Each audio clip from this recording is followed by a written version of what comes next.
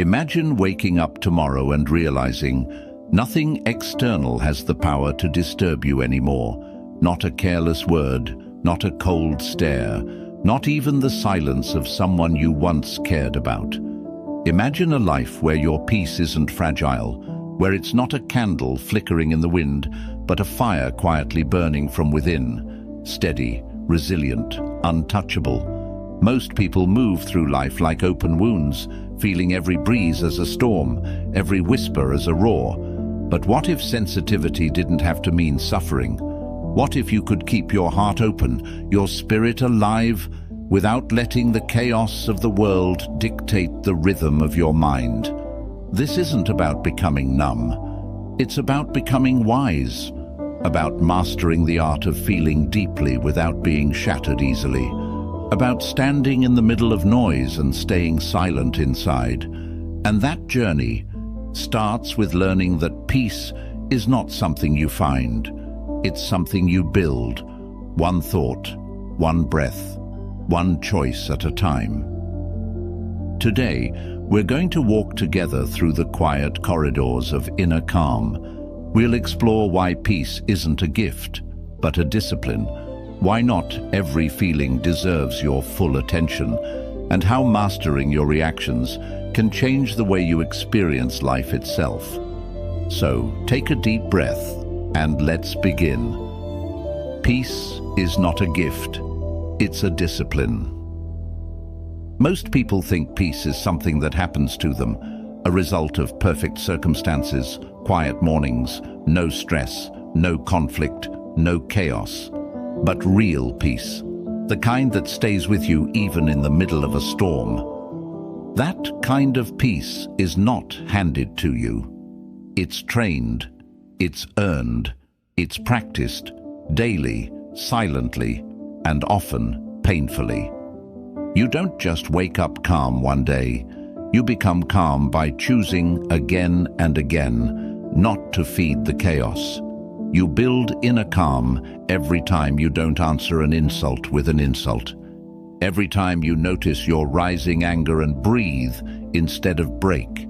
Every time you want to fight back, but instead you let stillness speak for you. That's not weakness, that's self-mastery in action. Because peace isn't passive. It's not sitting on a beach far from the noise. It's being able to sit with yourself when your mind is loud and still not believe every thought it throws at you. It's knowing how to return to your center even when the world tries to pull you in every direction at once. And that kind of peace doesn't arrive overnight. It's not found in books or quotes or one-time decisions. It's carved into your nervous system through repetition, through presence, through learning how to choose your focus. Again and again. There will be days when your emotions want to take control. Days when people say things that sting, when life doesn't go as planned, when your old wounds ache. And those are the exact moments when the real work begins. That's when you train your attention, your posture, your breath. You don't react. You observe. You don't deny the emotion, but you don't let it drive either. You pause, and in that pause, you reclaim your power. It's not about becoming unfeeling. It's about becoming unshakable. There's a world of difference, so if you've been waiting for peace to find you, stop waiting. Build it. Choose it. Sharpen it like a blade. Cultivate it like a garden. Because the truth is simple, your peace will never be stronger than your discipline. And the more you practice this discipline, the more unbothered you become. Not because you stopped caring, but because you finally learned what's truly worth your care. You're not obligated to feel everything deeply. It's tempting to believe that depth of feeling is the highest form of humanity, that if you don't feel everything deeply, constantly, you're somehow lacking. But this is a beautiful lie the world often sells to sensitive souls. A lie that burdens your heart with every passing shadow, every careless word, every silence heavy with misunderstanding. The truth is, You are not required to live at the mercy of everything you encounter. You are not obligated to turn every passing discomfort into an emotional wound. Feeling is natural, but drowning in every ripple of life is not strength, it's self-abandonment. When you feel everything too deeply, without filter or reflection, your mind becomes a battlefield where even minor skirmishes leave deep scars. Every unanswered message feels like rejection. Every disagreement feels like betrayal. Every distance feels like abandonment. But life isn't always speaking in catastrophes. Most of the time, life is neutral. It's our interpretation, magnified through the lens of unchecked sensitivity, that turns neutral events into personal tragedies. You have the right, the duty even, to step back and see things clearly. To ask, is this truly about me? Or is this a projection of my fears, my old wounds, my unhealed places?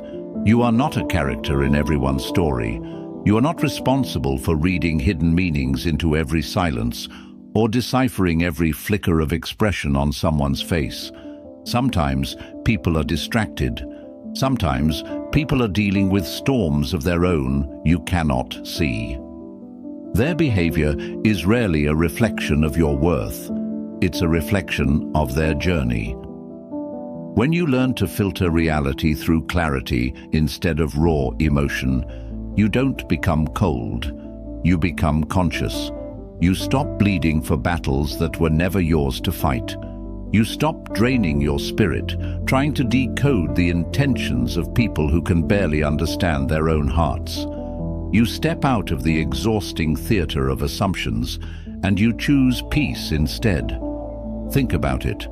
How many moments of your life have been wasted interpreting, reinterpreting, and reliving events that meant little to nothing in the grand flow of your existence?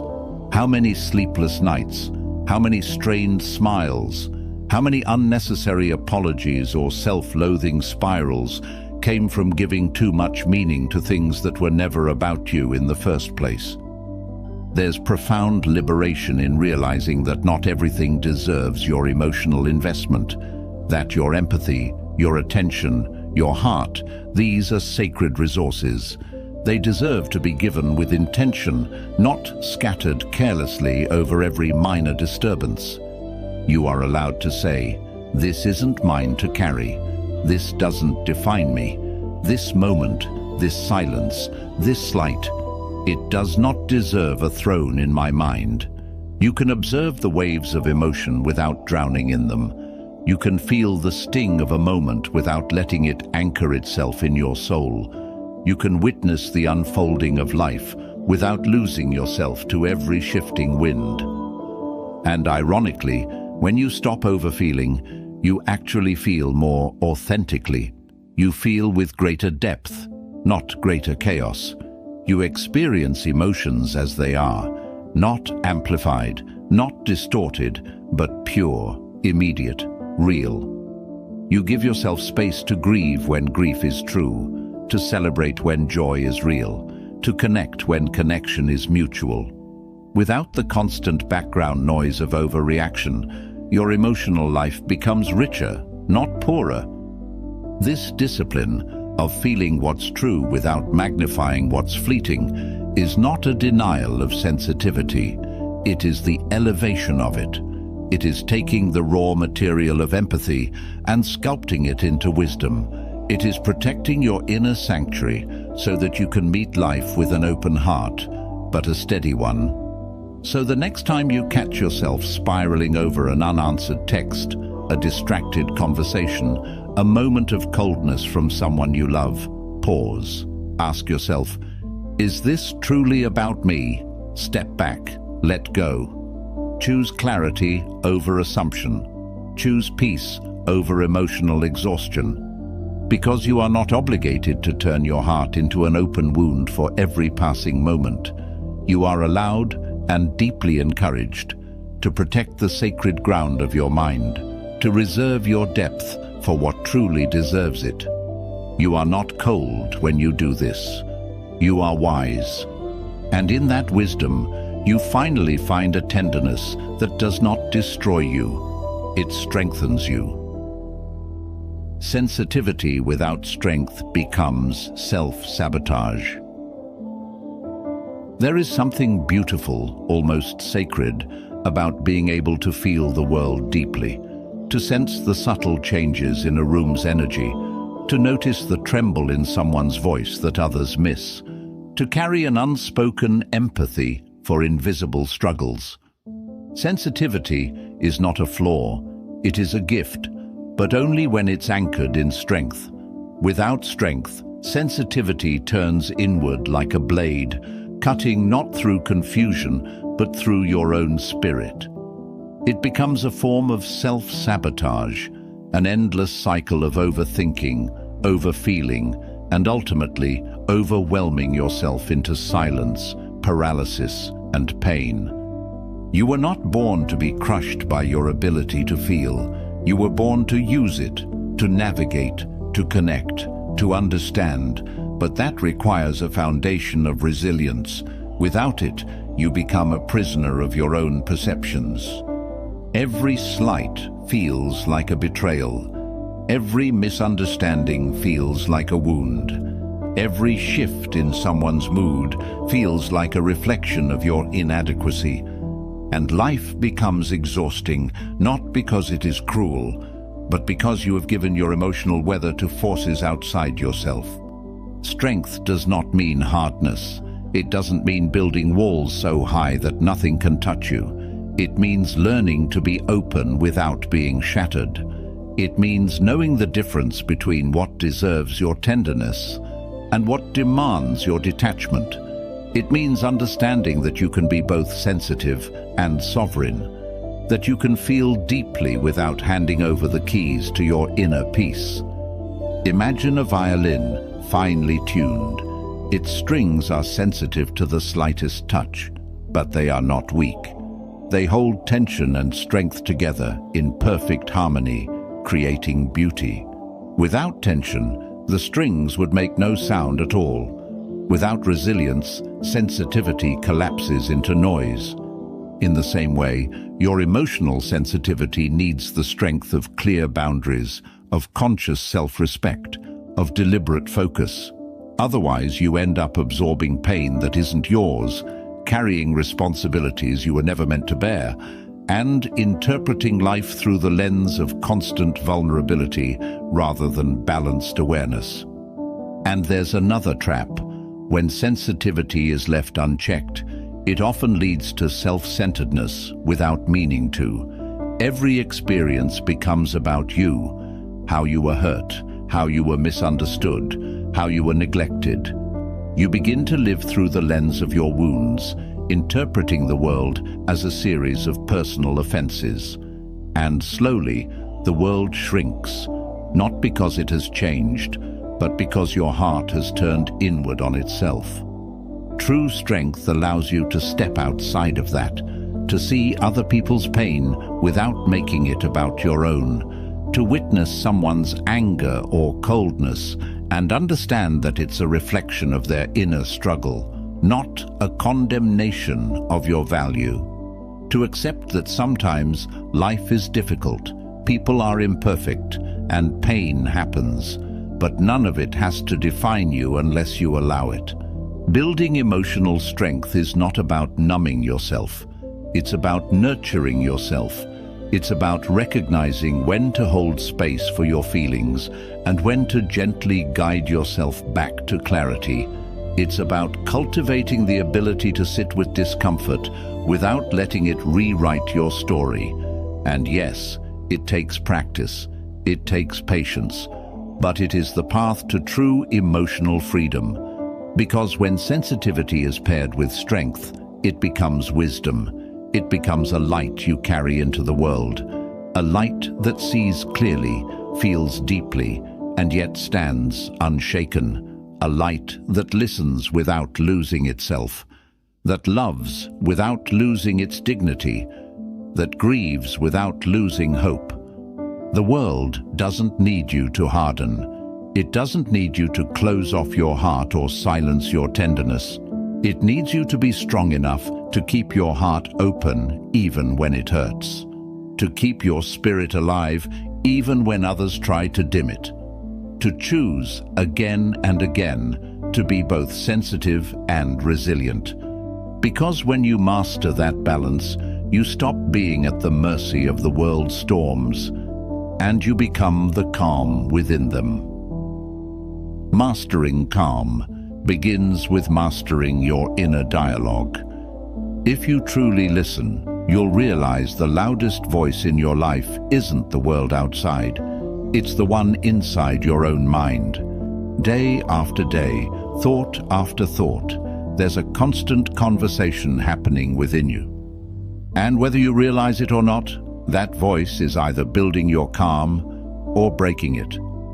Mastering external challenges without mastering your inner dialogue is like trying to calm a storm by rearranging the clouds. You might shift appearances temporarily, but the turbulence remains. Real calm, lasting, unshakable calm, begins the moment you take responsibility for the way you speak to yourself. Most people allow their minds to run wild. Every fear is indulged. Every insecurity is given a stage. Every minor failure becomes a prophecy of doom. The mind, unchecked, can become a cruel narrator, dramatizing pain, exaggerating threats, replaying regrets, inventing futures drenched in anxiety. And when that voice goes unchallenged, it robs you of peace long before anything in the external world even touches you. Mastering your inner dialogue doesn't mean pretending everything is perfect. It doesn't mean toxic positivity or forcing yourself to chant affirmations you don't believe. It means developing an honest, calm, and resilient conversation with yourself. One rooted in reality, not fear. It's learning to notice when your mind spirals into worst-case scenarios and gently pulling it back. It's questioning harsh self-judgments instead of accepting them as truths. It's replacing catastrophic interpretations with balanced, clear perspectives. For example, when you fail at something, the undisciplined mind might scream, "You're worthless, you'll never succeed." But the trained mind replies, "This is a setback, not a sentence. What can I learn? How can I grow?" When someone withdraws from you, the fearful mind says, "You're not lovable, you're being abandoned." But the grounded mind answers, "Everyone has their own battles. Their distance is about them, not a reflection of my worth." This inner dialogue is not about denial. It's about direction. It's about choosing the thoughts that serve your strength over the ones that feed your weakness. It's about curating your mental environment with the same care you would curate your home, clearing out the clutter, repairing the cracks, letting in the light. And like anything worth mastering, it requires daily practice. It's in the moments when your thoughts start racing that you have to catch them, question them, redirect them. It's in the moments of emotional overwhelm that you have to step back and anchor yourself with words that heal rather than harm. No one can do this for you. No relationship, no achievement, no external validation will ever quiet an undisciplined mind. Only you can rewire the voice inside. Only you can choose to become your own source of calm instead of your own source of chaos. Think of your inner dialogue as the soil from which your emotional state grows. If you plant seeds of fear, self-criticism, and panic, don't be surprised when anxiety blooms. But if you plant seeds of patience, perspective, and resilience, calm will be the natural harvest. Marcus Aurelius wrote, "You have power over your mind, not outside events.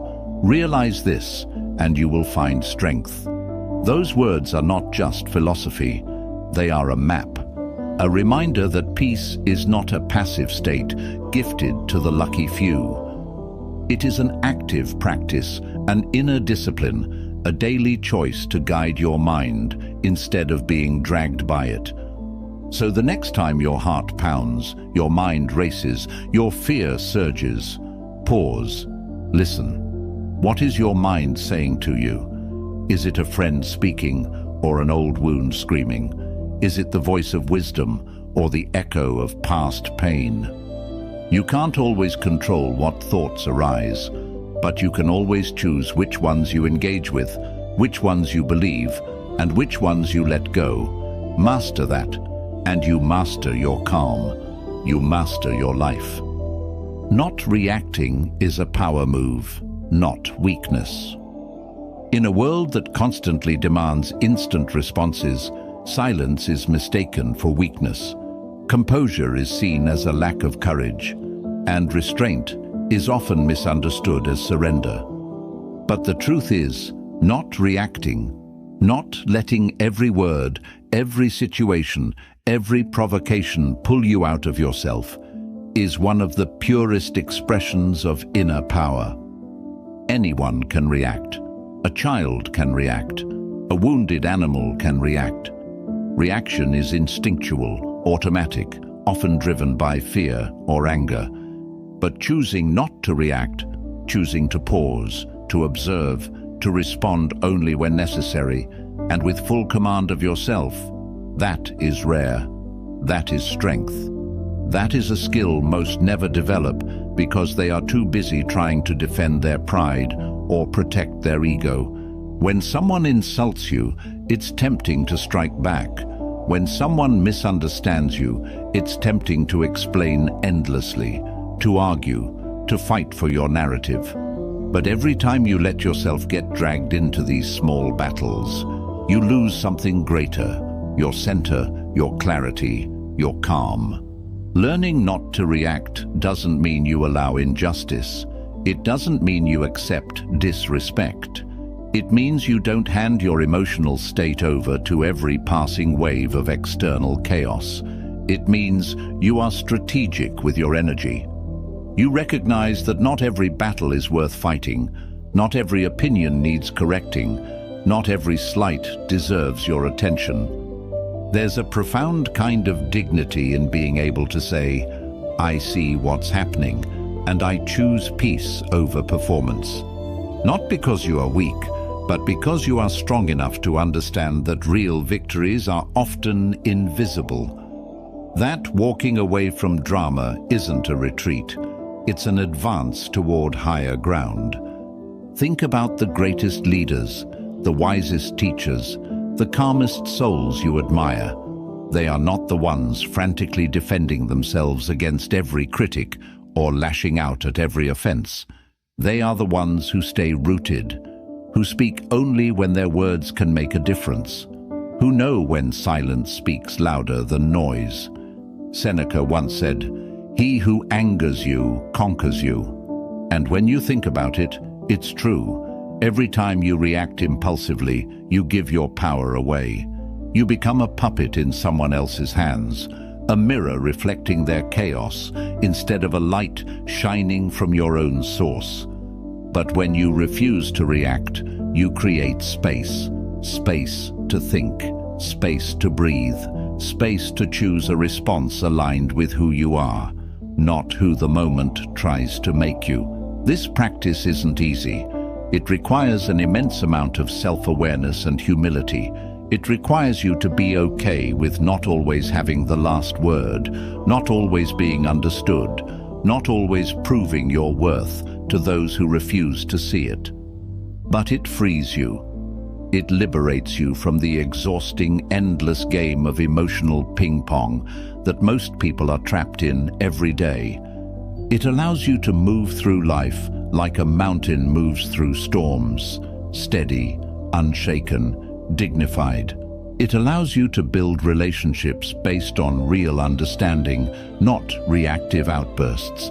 It allows you to conserve your energy for what truly matters, your growth, your purpose, your peace. So the next time someone tries to bait you into an argument, the next time life throws a petty annoyance your way, remember, reacting is easy. Mastery is choosing when and how to respond, and often choosing not to respond at all. Every moment you stay rooted when you could have been rattled, you are not losing. You are winning the only battle that ever really mattered, the battle over yourself. Don't take things personally. Most people act from their own wounds. One of the greatest freedoms you will ever experience is the realization that not everything is about you. That the way people speak to you, treat you, even betray you, often says far more about the state of their own hearts than it does about your worth. But until you see this clearly, you remain vulnerable, open to being wounded by every sharp word, every cold glance, every unmet expectation. Most people are carrying invisible wounds. Wounds from childhood, from broken trust, from disappointments they never fully healed. These wounds shape the way they see the world, the way they speak, the way they treat others, including you. When someone lashes out in anger, it often isn't because you deserve it. It's because they haven't learned to soothe their own pain. When someone withdraws in silence, it often isn't because you failed. It's because they are afraid of vulnerability, terrified of needing someone who might not stay. If you take every word, every behavior personally, you turn yourself into a reflection of someone else's suffering. You lose the power to see clearly, to love wisely, to protect your peace. You begin to dance to the tune of wounds that aren't even yours.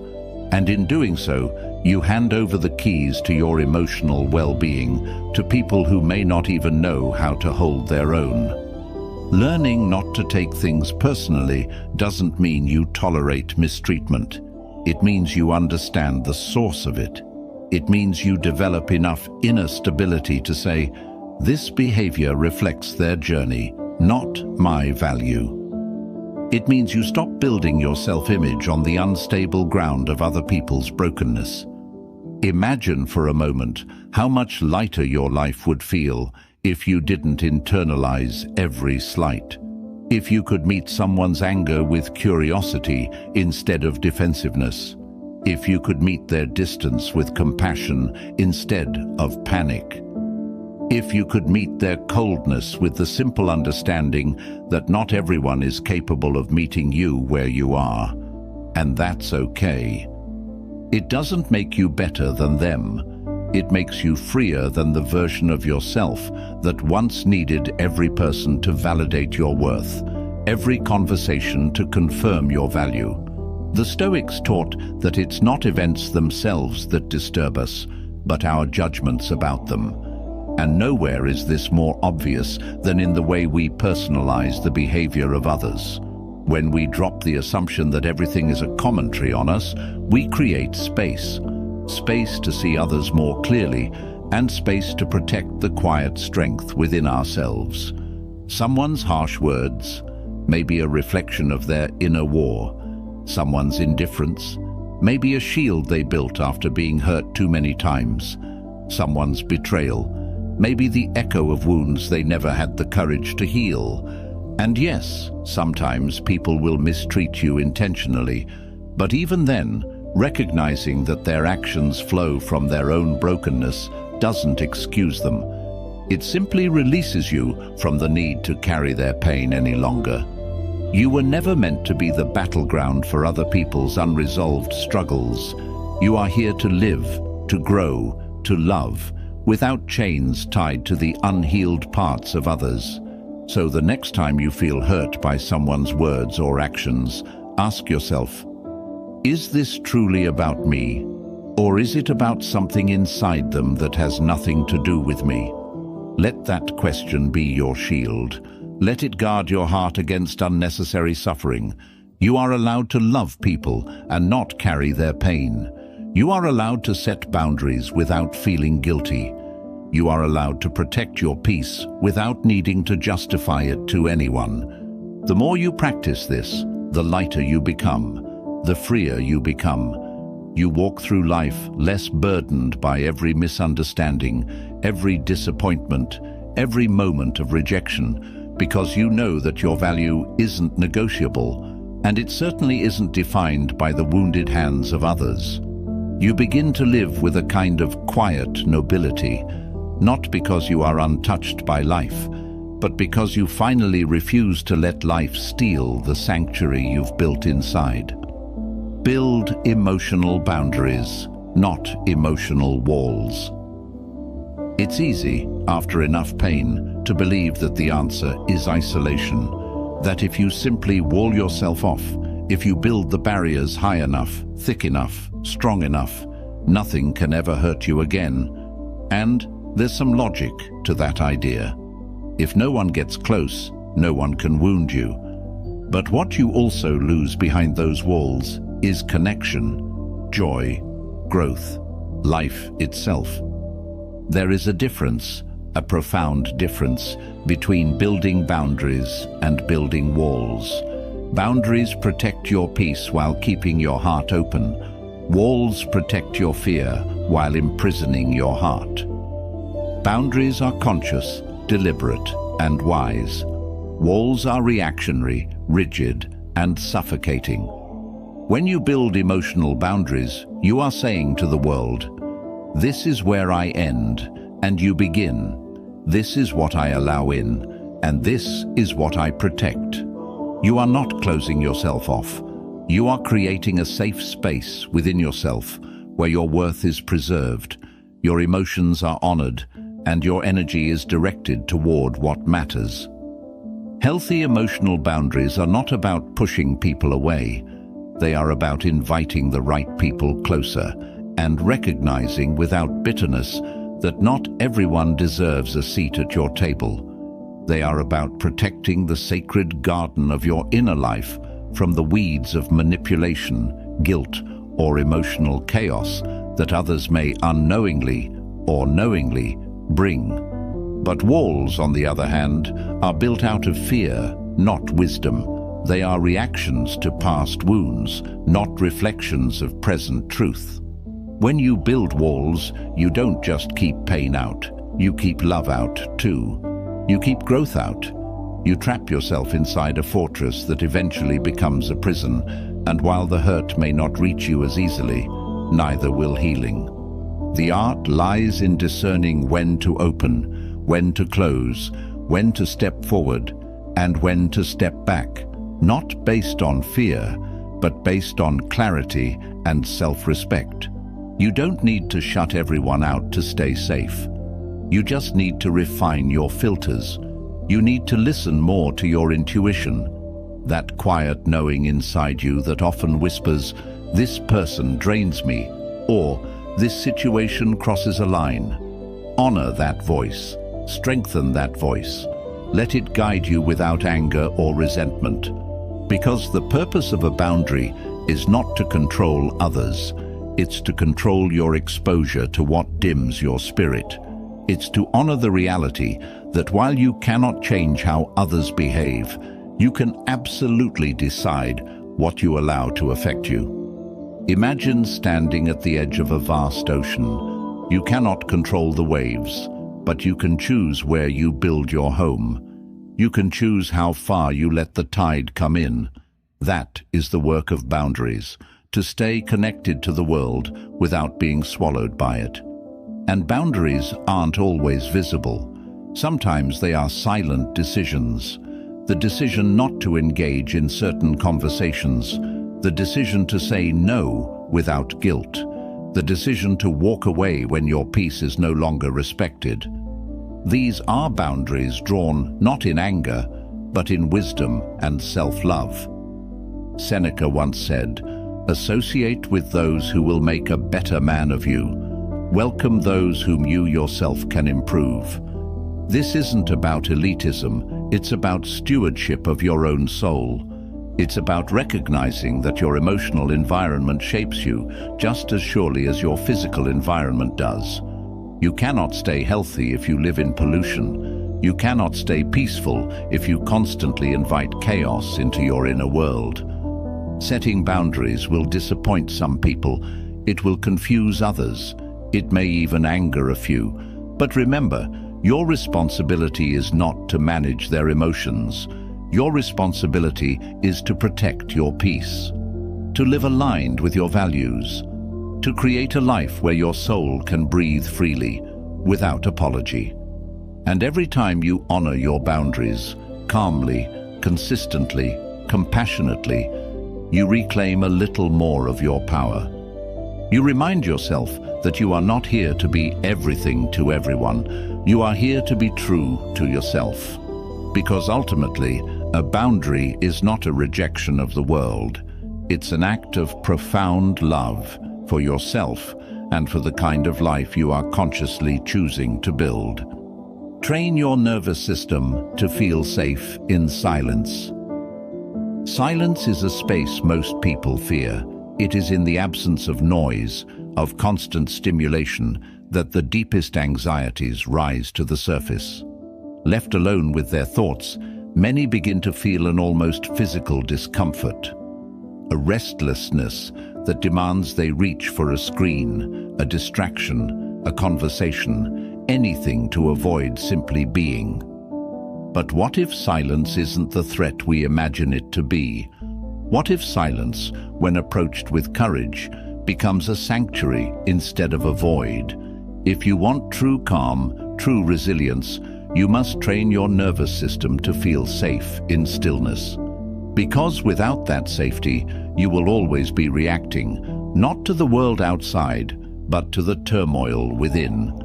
And much of what we label as overreaction or oversensitivity is simply the nervous system panicking when confronted with the unknown, the unstructured, the silent.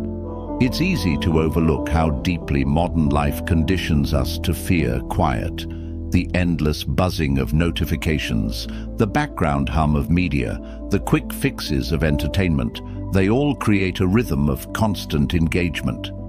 And in that rhythm, stillness feels wrong. It feels like something is missing. It feels unsafe. But your nervous system wasn't designed for constant noise. It wasn't meant to process an infinite stream of information without rest. It was meant to cycle, to engage, and then to retreat, to act, and then to regenerate, to move outward, and then to return inward. Without the inward return, without the practice of stillness, you become like an instrument always played but never tuned, slowly falling out of harmony with yourself. Training yourself to feel safe in silence is not about withdrawing from life. It's about giving yourself a place to come home to, no matter how chaotic life becomes. It's about anchoring yourself so deeply in your own presence that the absence of external input doesn't feel like abandonment. It feels like sanctuary, and it begins small. It begins in those moments when you resist the urge to fill every gap with sound, when you sit in your car without turning on the radio, when you wait in line without scrolling through your phone, when you let the evening settle without background noise. These tiny acts of stillness send a message to your nervous system. You are safe. You are enough. Nothing needs to happen right now. At first, it might feel uncomfortable, like an itch under the skin, like an anxiety you can't quite name. That's okay. That's the old programming unraveling. With time and patience, you'll notice something extraordinary. The discomfort fades, and in its place grows a spaciousness, a quiet kind of strength. You begin to realize that silence isn't empty. It's full of breath, full of awareness, full of subtle life you can't hear when everything is too loud. In silence, you start to hear your own deeper needs, the ones buried under all the noise. You start to notice the tension you carry in your body, the patterns your mind keeps replaying. You start to reclaim the parts of yourself that were drowned out by endless distraction. And most importantly, you begin to uncouple silence from fear. You stop interpreting stillness as loneliness. You stop interpreting lack of external stimulation as a sign that something is wrong. You stop interpreting the absence of noise as a personal failing. Instead, you start recognizing silence for what it truly is, a space where healing happens, a space where strength is forged, a space where you remember who you are without the world's constant commentary. Marcus Aurelius wrote, "Nowhere can man find a quieter or more untroubled retreat than in his own soul."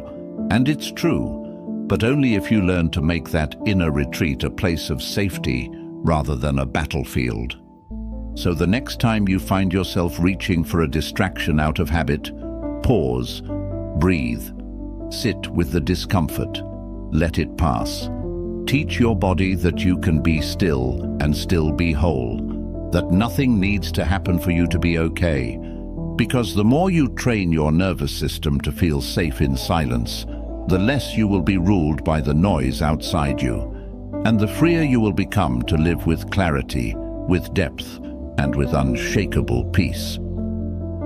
Calm doesn't mean indifference, it means authority over chaos.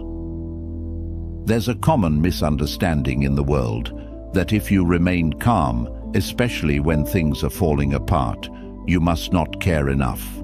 That if you don't react with urgency, with anger, with visible distress, you must be cold, detached, indifferent. But that misunderstanding says more about our culture's addiction to emotional chaos than it does about the true nature of calm. Calmness isn't apathy, it's authority. It's not a sign that you're unaffected by life, but a sign that you've learned how to respond to life with intention instead of impulse. It's the quiet, deliberate choice to meet storms with steady hands, not because you don't see the danger, but because you know panic never built a bridge through a flood. When you cultivate real calm, you're not tuning out life's difficulties. You're tuning in with a deeper awareness that thrashing against the current only pulls you under faster. Calm is not absence of feeling. It's mastery of feeling. It's choosing not to let temporary emotions drive permanent decisions. It's feeling the depth of sorrow, the sting of betrayal, the rush of anxiety, and still standing rooted, still choosing thoughtful action over chaotic reaction. In moments of crisis, most people look outward for control. They try to fix, to argue, to dominate the external world. But those who truly understand the nature of calm look inward first. They realize that the only thing they ever have complete authority over is themselves, their breath, their focus, their internal state. The Stoic philosopher Epictetus taught, "It's not what happens to you, but how you react to it that matters." And that teaching, simple on the surface, holds the secret to real power. Life will bring storms. People will disappoint you. Plans will unravel. Pain will visit you. None of this is a failure on your part. It's the nature of existence. But how you choose to meet that reality, that's where your freedom lives. Imagine a tree in the middle of a fierce storm. The weak tree snaps in the wind, its roots too shallow, its branches too rigid. But the strong tree, deeply rooted, flexible, patient, bends without breaking. It feels the full force of the wind, but it endures. And when the storm passes, it stands even stronger than before. You are that tree. Your calm is your roots. Your calm is your strength. It allows you to bend when life demands it, without losing yourself. But calm must be cultivated. It doesn't appear by wishing for it. It's built in small moments, when you choose to pause before speaking harshly, when you breathe through irritation instead of lashing out, when you witness your own fear without letting it become your master. It's built when you choose not to escalate a conflict just to prove a point, when you let someone else's anger pass through you without lighting a fire inside your own chest, when you trust that sometimes the best response is no immediate response at all. And the more you practice this kind of calm, the more others will misunderstand you. Some will accuse you of not caring. Some will try to provoke you, mistaking your silence for weakness. Some will think they have the upper hand when you don't argue back. But in time, you'll see, none of that matters, because the goal was never to win arguments or impress the loud. The goal was to live well, to move through life with dignity, to preserve your peace as if it were a sacred fire. Because it is. You will begin to notice how much more energy you have when you're not spending it on unnecessary battles, how much more clearly you can think when your mind isn't clouded by emotional chaos, how much more deeply you can love, create, and experience life when your soul isn't constantly recovering from the wounds of reaction. True calm doesn't mean you're not involved in life. It means you are fully involved, but from a place of strength, not survival. So the next time someone mistakes your calm for indifference, let them. You don't owe anyone the performance of panic. You owe yourself the preservation of your peace, because in the end, calm isn't about withdrawing from life. It's about showing up fully, with open eyes, open heart, and unwavering control over your own inner world. Your peace is sacred. Protect it ruthlessly. There comes a point in your life when you realize that peace is not just a pleasant feeling. It's not a bonus you enjoy when things are easy. It's the foundation of everything: your clarity, your strength, your happiness, your ability to give to others without losing yourself. And once you recognize how sacred your peace truly is, you stop treating it like it's negotiable. You start protecting it the way a flame protects its last breath of oxygen in a storm. Fiercely, unapologetically, and without hesitation. Your peace is the center of your life. It's what allows you to respond rather than react, to think clearly when others panic, to love deeply without losing your own identity. Without it, every other part of your existence begins to suffer. Your work suffers, your relationships suffer, your dreams fade, your health erodes. Peace isn't a luxury, it's oxygen for the soul. And yet, how often do we give it away cheaply? How often do we let the careless words of a stranger ruin an entire day? How often do we open our hearts to people who have shown us, time and again, that they only know how to take, not give? How often do we stay in places, conversations, habits that drain us, simply because we're afraid to choose ourselves? You don't owe your peace to anyone, not to the friend who manipulates your kindness, not to the family member who guilts you into abandoning your own needs.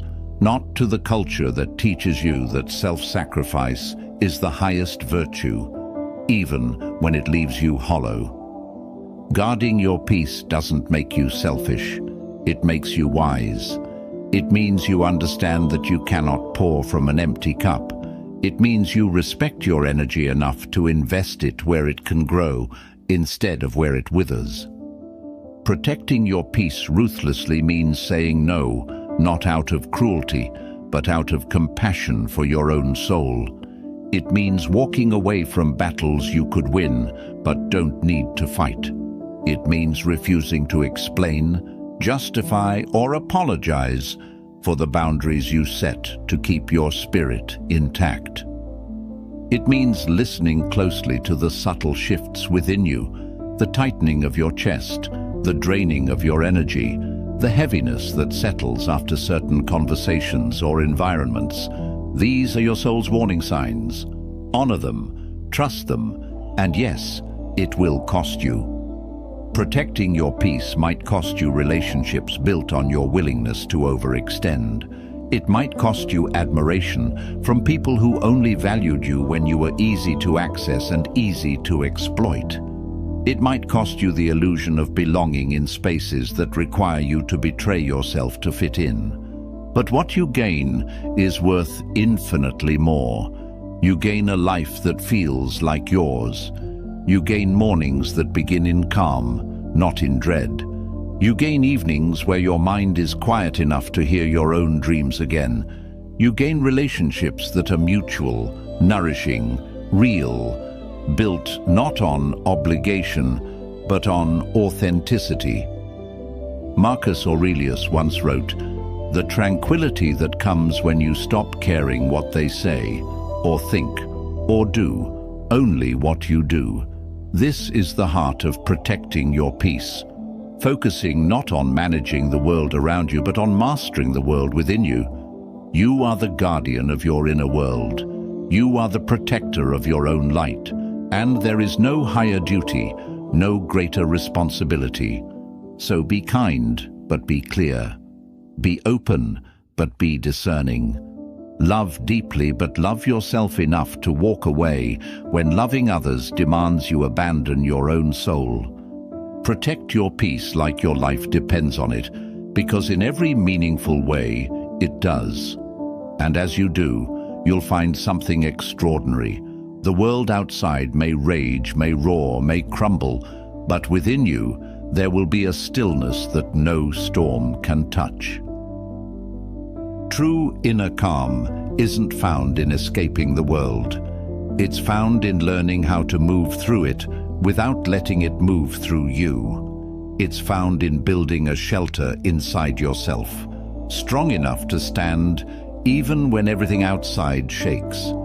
And that shelter is built, choice by choice, moment by moment. When you stop treating peace as a luxury and start treating it as your deepest responsibility, everything changes. You react less. You see more. You carry yourself differently, not with hardness, but with quiet strength. Not with apathy, but with unwavering clarity about who you are and what you allow into your heart. This isn't a path of isolation. It's a path of conscious living. It's the realization that your sensitivity is not a curse to be hidden, but a gift to be protected. That silence isn't emptiness, it's fullness. That boundaries aren't selfish, they're sacred. And that true calm isn't about feeling less. It's about choosing your feelings with wisdom, not weakness. You owe it to yourself and to the life you're meant to live, to guard your peace as fiercely as you would guard the flame of your own soul. Because in the end, it's not about proving anything to the world. It's about creating a world within you that no storm can shake. If this journey resonated with you today, I invite you to carry this calm forward. Protect it, strengthen it. Let it shape the way you walk through the noise of life, not untouched by pain, but unbroken by it. And if you found value in this conversation, take a moment to share it with someone who might need this reminder too. Thank you for being here, for choosing reflection over reaction, stillness over chaos, and strength over noise. Until next time, stay rooted, stay present, and stay fiercely at peace.